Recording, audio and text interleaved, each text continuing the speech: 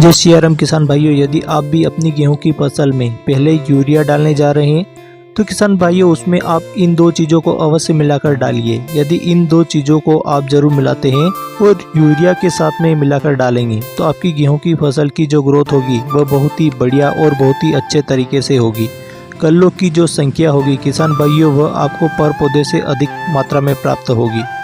तो वह दो कौन सी चीज़ें हैं जिसे आप यूरिया में मिला करके जरूर डालना चाहिए, जानने के लिए हमारे साथ वीडियो में जरूर बने रहे। साथ ही में हमारे चैनल पर पहली बार आए तो चैनल को सब्सक्राइब करिए, बेल आइकन को जरूर दबा दें। तो आइए सबसे पहले बात करते हैं किसान भाइयों, गेहूं की फसल में हमने पहले यूरिया का प्रयोग कब करना चाहिए, या हमें पानी देने से पहले यूरिया का प्रयोग करना चाहिए या फिर सिंचाई करने के बाद में प्रयोग करना चाहिए।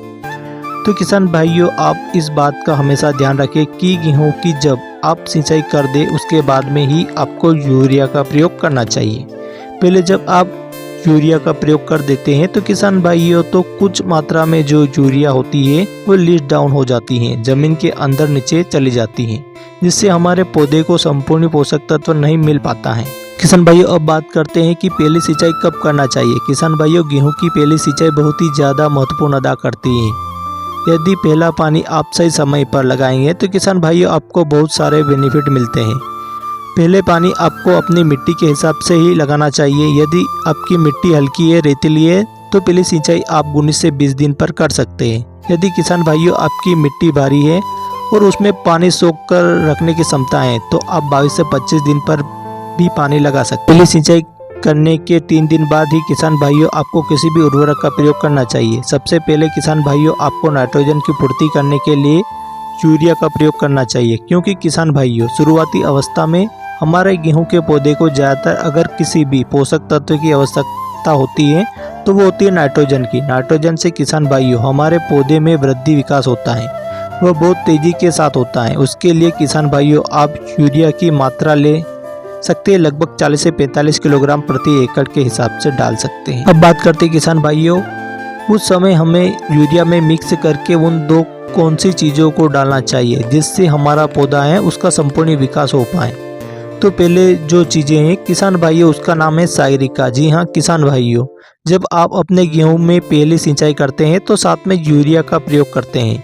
यदि उस समय आप किसान भाइयों आप सागरिका का प्रयोग करते हैं तो आपको बहुत अच्छा रिजल्ट मिलने वाला है, क्योंकि किसान भाइयों सागरिका में सभी प्रकार के पोषक तत्व पाए जाते हैं जिसकी आवश्यकता आगे चलकर हमारे गेहूं की फसल को होती है। सागरिका किसान भाइयों समुद्री सैलाब में निर्मित एक प्राकृतिक खाद है। साथ ही में हमारे पौधे को जितने सूक्ष्म तत्वों की आवश्यकता होती है उतनी की पूर्ति हो जाएगी, जिससे किसान भाइयों हमारे गेहूं की फसल में तेजी के साथ में बढ़वार होना शुरू हो जाएगी।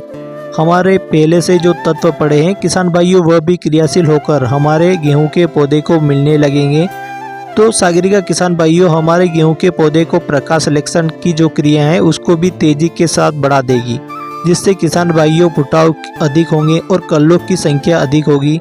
तो किसान भाइयों हमारे पर पौधे में कल्लों की संख्या अधिक से अधिक होगी, तब हमें ज़्यादा पैदावार प्राप्त होगी। बहुत सारे किसान भाई दोस्तों दूसरी सिंचाई या तीसरी सिंचाई के साथ सागरिका का प्रयोग करते हैं, लेकिन किसान भाइयों सागरिका एक प्राकृतिक खाद है। लेकिन किसान दोस्तों इसका रिजल्ट हमें थोड़े दिन बाद देखने को मिलेगा। यदि आप पहले सिंचाई पर इसका प्रयोग यूरिया के साथ मिला करके करेंगे तो इसका रिजल्ट आपको थोड़े दिन बाद ही बहुत ही बढ़िया आपकी फसल पर देखना शुरू हो जाएगा।